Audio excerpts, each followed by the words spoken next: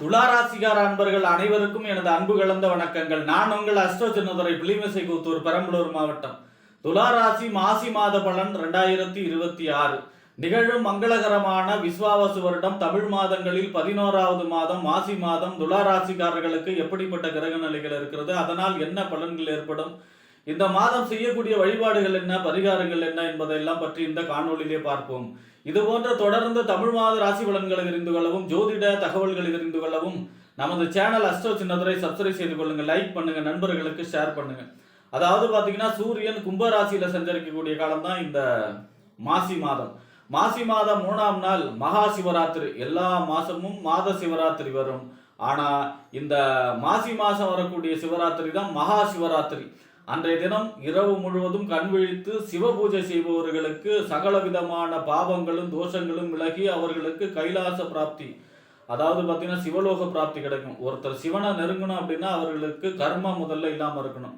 அதாவது கர்மா நல்ல கர்மாவாக இருந்தாலும் சரி, கெட்ட கர்மாவாக இருந்தாலும் அவர்களுக்கு வினைகள் இல்லாமல் இருக்கணும். ஆக அந்த வினையை போக்கக்கூடிய சிவராத்திரி தான் இந்த மகா சிவராத்திரி.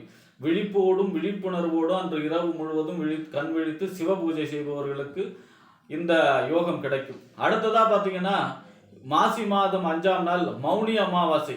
அன்றைய தினம் பார்த்தீங்கன்னா மௌன விரோதம் இருப்பதற்கு மிகச்சிறப்பான நாள்.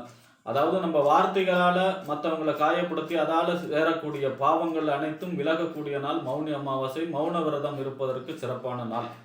மாசி மாதம் 18ஆம் நாள் மாசி மகம். அதாவது பார்த்தீங்கன்னா மறந்த திதியை மகத்துல கொடு அப்படின்னு சொல்லுவாங்க. அதாவது திதி எப்பவுமே ஒரே தேதியில வராது. முன்னாடி 10 நாள் வரும், பின்னாடி 10 நாள் வரும், ஒரே தேதியில வருஷம் வராது. இப்போ இந்த திதியை நம்ம விட்டுடுவோம். அப்போ அந்த திதியை பார்த்தீங்கன்னா மறந்த திதியை கூட இந்த மகத்துல கொடுத்தா அந்த திதி கொடுத்தது போல பலன் கொடுக்கும்.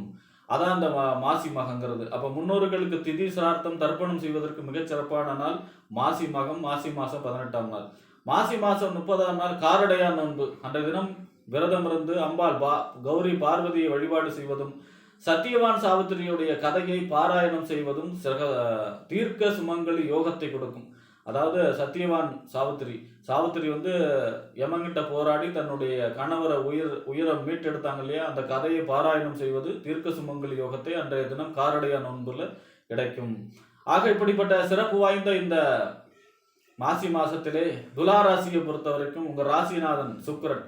அதாவது பார்த்தீங்கன்னா துலா ராசிக்கு குரு 9ல் இருக்கார். ஓடி போனவனுக்கு 9ஆம் இடத்து குரு, அதிர்ஷ்ட குரு, பாக்கிய குரு அப்படின்னா கூட பலன் ஏன் நடக்கவே இல்லை ஒன்றும் அப்படின்னா குரு வக்கரகதியில் இருந்தார். இப்போ இந்த மாசி மாதம் 27ஆம் தேதி வக்கர நிவர்த்தி அடைகிறார். அப்போ யோகம் ஓடி போனவனுக்கு 9ஆம் இடத்து குரு, பாக்கிய குரு, அதிர்ஷ்ட குரு மிகச்சிறப்பாக நல்ல பலனை செய்ய இருக்கிறது. 5வது பார்வையை உங்கள் ராசியும் பார்க்குறாரு இல்லையா. இப்போ வக்கரகதியில் சுப பார்வை இல்லை, அதனால இதுவரை கஷ்டப்பட்டீங்க. இப்போ பார்த்தீங்கன்னா உங்கள் ராசிக்கு குரு 5ஆம் இடம் நேர்கதியில பார்க்க போகிறார். அதோட வக்கர நிவர்த்தி அடைஞ்சு 9ஆம் இடம் அதிர்ஷ்ட ஸ்தானம், பாக்கிய ஸ்தானத்தை பாக்கியங்கள் பெருகக்கூடிய அமைப்பில் வரப்போகிறார். அடுத்ததாக உங்க ராசிநாதன் சுக்கிரன். உங்க ராசிக்கு 8ஆம் இடத்து அதிபதியும் சுக்கிரன் தான். அப்ப உங்க ராசிக்கு நாதன் சுக்கிரன் இந்த மாதம் 17ஆம் தேதி வரை 5ஆம் இடத்துல சஞ்சரிக்கிறார். பொதுவா ராசிநாதன் 5ல் சஞ்சரிப்பது யோகம், காதல் ஏற்படக்கூடிய அமைப்பு, காதலிலே வெற்றி பெறக்கூடிய அமைப்பு. 5ஆம் இடங்கிறது புத்திரஸ்தானம், புத்தி, சிந்தனை, செயல்திறன், பதவி, விளையாட்டு இதெல்லாம் சொல்லக்கூடிய இடம். அப்ப குழந்தை பிறப்பு, கரு உண்டாகக்கூடிய அமைப்பு, பதவி அல்லது ஒரு பொறுப்பு கிடைக்கக்கூடிய அமைப்பு, சிந்தனை செயல்திறன் மிக அற்புதமாக இருக்கக்கூடிய அமைப்பு, ஆரோக்கியம் பெருகக்கூடிய அமைப்பு.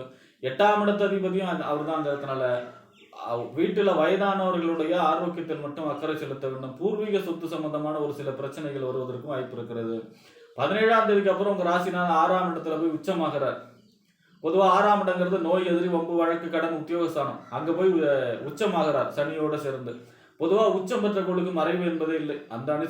அதன்படி பாத்தீங்கன்னா சுக்கிரன் உங்க ராசிநாதன் கோடியிலே ஒருவனுக்கு ராசி உச்சத்திலே அப்படிங்கிற மாதிரி உங்க ராசிநாதன் உச்சமடையும் போது இன்னும் சுப பலன்கள் அதிகமாக இருக்கும். எதிரிகளை ஜெயிக்கக்கூடிய அமைப்பு, கடன் தீரக்கூடிய அமைப்பு, அதே நேரத்தில் பார்த்தீங்கன்னா பதவி வேலை இல்லாதவர்களுக்கு வேலை கிடைக்கக்கூடிய அமைப்பு, பதவி உயர்வு கிடைக்கக்கூடிய அமைப்பு, இந்த மாதிரியான யோக பலன்களும் நடக்கும். 8ஆம் இடத்து அதிபதி அவர் தான். அப்படி 8ஆம் இடத்து அதிபதி 6ல் மறைகிறாருன்னா கெட்டவன் கெட்டிடில் கிட்டிடும் ராஜயோகம். ஒரு மறைவு ஸ்தானாதிபதி மற்றொரு மறைவு ஸ்தானத்துல இருந்தால் அது பேரு என்ன, கெட்டவன் கெட்டிடில் கிட்டிடும் ராஜயோகம். எதிர்பாராத நன்மை, எதிர்பாராத அதிர்ஷ்டம், எதிர்பாராத ஒரு தனலாபத்தை சொல்லக்கூடிய அமைப்பையும் சொல்லும். ஆக சுக்கிரன் அனுகூலமாக இருக்கிறார். அடுத்ததா பார்த்தீங்கன்னா உங்க ராசிக்கு 2ஆம் இடம் வாக்கு, தனம், குடும்பம், வருமானம் அப்படின்னு சொல்லக்கூடிய 2ஆம் இடத்திற்கும் 7ஆம் இடம் என்று சொல்லக்கூடிய வாழ்க்கை துணை ஸ்தானம், கணவன் அல்லது மனைவி ஸ்தானம், நண்பர்கள் ஸ்தானம், கூட்டு தொழில், சமூகம், வாடிக்கையாளர்கள் சொல்லக்கூடிய இடம், இந்த 2க்கும் 7 கூடிய செவ்வாய் 4ஆம் இடம் வீடு, வண்டி, வாகனம், மனை, தாயார், சொத்து, சுகஸ்தானம் என்று சொல்லக்கூடிய 4ஆம் இடத்துல உச்சத்துல சஞ்சரிக்கிறார். அப்ப பாத்தீங்கன்னா நான் எத்தனாம் தேதி வரை? 11ஆம் தேதி வரை. அப்ப 4ஆம் இடத்துல சஞ்சரிக்கிறார் அப்படின்னா 4ஆம் இடங்கிறதே நிலம். செவ்வாய் பூமிக்கு அதிபதி. அப்ப நிலம் வாங்கக்கூடிய அமைப்பு, இடம் வாங்கக்கூடிய அமைப்பு, அல்லது உங்கள் நிலத்தையோ நல்ல விலைக்கு விற்கக்கூடிய அமைப்பு, வீடு கட்டக்கூடிய அமைப்பு, கிரகப்பிரவேசம் செய்யக்கூடிய அமைப்பு, அதே போல போர் அடிக்கக்கூடிய அமைப்பு, இந்த மாதிரியான நல்ல பலன்கள் அதிக அளவு ஏற்படும். வாகனம் வாங்கக்கூடிய அமைப்பு, வாகனத்தை தொழிலாக செய்பவர்களுக்கு யோகமான காலம், இந்த மாதிரியான அனைத்து விதமான யோகமும் நடக்கும். இந்த 11ஆம் தேதிக்கு அப்புறம் அவரும் 5ஆம் இடத்துல சஞ்சரிக்க போகிறார் குருவுடைய பார்வையில. அப்ப உங்க ராசிக்கு 2ஆம் இடத்ததிபதி 5ல சஞ்சரிக்கிறார்னா குடும்பத்திலே சுப நிகழ்ச்சி, அதாவது காது குத்துறது, கல்யாணம், குழந்தை பிறப்பு, கரு உண்டாகக்கூடிய அமைப்பு, இந்த மாதிரியான அனைத்து விதமான சுபகாரியங்களும் நடக்கும். 7ஆம் இடத்ததிபதி 5ல இருக்காருன்னா காதல் கைகூடும், காதல் திருமணம் ஏற்படும், காதல் ஏற்படக்கூடிய அமைப்பு, இந்த மாதிரியான யோகங்கள் ஏற்படும். கூட்டு தொழிலே அமோக லாபங்கள் ஏற்படும். புதிய வாடிக்கையாளர்கள்லாம் வந்து சேரக்கூடிய அமைப்பு, வாடிக்கையாளர்கள் பெருகக்கூடிய அமைப்பு, கூட்டு தொழிலே லாபம் ஏற்படக்கூடிய அமைப்பு, இந்த மாதிரியான அதிக அளவு நன்மை ஏற்படும். செவ்வாயும் நல்ல பலனையை தர இருக்கிறார் இந்த மாதம். அடுத்ததா பாத்தீங்கன்னா உங்க ராசிக்கு 9ஆம் இடம் தந்தை ஸ்தானம், பாக்கியஸ்தானம், தொலைதூர பயணம், உயர்கல்வி ஸ்தானத்துக்கு அதிபதி புதன். 12ஆம் இடம் என்று சொல்லக்கூடிய விரயஸ்தானம், அயன போகஸ்தானம், விரயஸ்தானத்துக்கும் அதிபதி யார் அப்படின்னா புதன். இந்த 9க்கும் 12க்கும் உடைய புதன் உங்க ராசிக்கு 5ஆம் இடத்துல வக்கரகதியில சஞ்சரிக்கிறார். 9ஆம் அதிபதி 5ல சஞ்சரிப்பது யோகம். ஏன் அப்படின்னா 5ம் 9ம் மிஞ்சும் பொருள் தரும். 1, 5, 9 அப்படிங்கிறது திரிகோண ஸ்தானம், லட்சுமி ஸ்தானம். எதையுமே கடுமையா எஃபெக்ட் போடாம ஈஸியா நமக்கு லாபம் கிடைக்கக்கூடிய ஸ்தானம் இந்த 1, 5, 9. அப்போ 9ஆம் அதிபதி 5ல இருக்காருன்னா எதிர்பாராத நன்மை, எதிர்பாராத அதிர்ஷ்டம், ரேஸ், லாட்டரி, இந்த மாதிரியான குறுக்கு வழி அமோக லாபங்கள். ஏன்னா அங்க ராகு இருக்கார், அதனால இந்த மாதிரியான குறுக்கு வழி லாபங்களும் கிடைக்கக்கூடிய அமைப்பாக இருக்கும். 12ஆம் இடத்ததிபதியும் அவர் தான் 5ல இருக்காருன்னா குழந்தைகளுக்காக சுப செலவு செய்யக்கூடிய அமைப்பும், அவர்களுக்கு ட்ரெஸ்ஸோ இல்லை மற்றவோ ஏதோ அவர்களுக்கு நிறைய ஒரு செலவு செய்யக்கூடிய அமைப்பும் இருக்கிறது.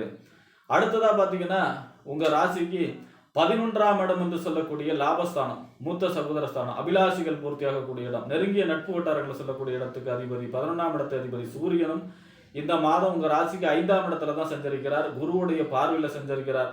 பொதுவா 5ஆம் இடங்கிறது நம்ம சிந்தனையில வரக்கூடியது. நம்ம சிந்தனையில என்னென்னலாம் வருமோ அதெல்லாம் 5ஆம் இடம். 11ஆம் இடங்கிறது அதெல்லாம் நடக்குமா நடக்காதுன்னு சொல்லக்கூடிய இடம், அபிலாஷைகள் பூர்த்தியாகக்கூடிய இடம். 11ஆம் அதிபதி 5ல இருக்காருன்னா நம்ம சிந்தனையில் வந்ததெல்லாம் செயல் வடிவம் பெறும். என்னென்ன நினைக்கிறோமோ அதெல்லாம் தடையில்லாம நடக்கும். ஏன்னா குரு வேற வக்கர நிவர்த்தி ஆகிறார். ஆக இந்த மாசி மாசம் அப்படிங்கிறது உங்களுக்கு ஒரு அதிர்ஷ்டகரமான எதிர்பாராத அதிர்ஷ்டங்களை சொல்லக்கூடிய மாதம், அனைத்து விதமான சுபகாரியங்களும் நடக்கக்கூடிய மாதம், அதே நேரத்தில் காதல் வெற்றி பெறக்கூடிய மாதம், உங்களுக்கு எதிர்பாராத நன்மை, எதிர்பாராத அதிர்ஷ்டத்தை கொண்டு வந்து சேர்க்கக்கூடிய மாதமாக மாசி மாதம் துலா ராசிக்காரர்களுக்கு அமையும் என்று கூறி விடைபெறுகிறேன். நன்றி, வணக்கம்.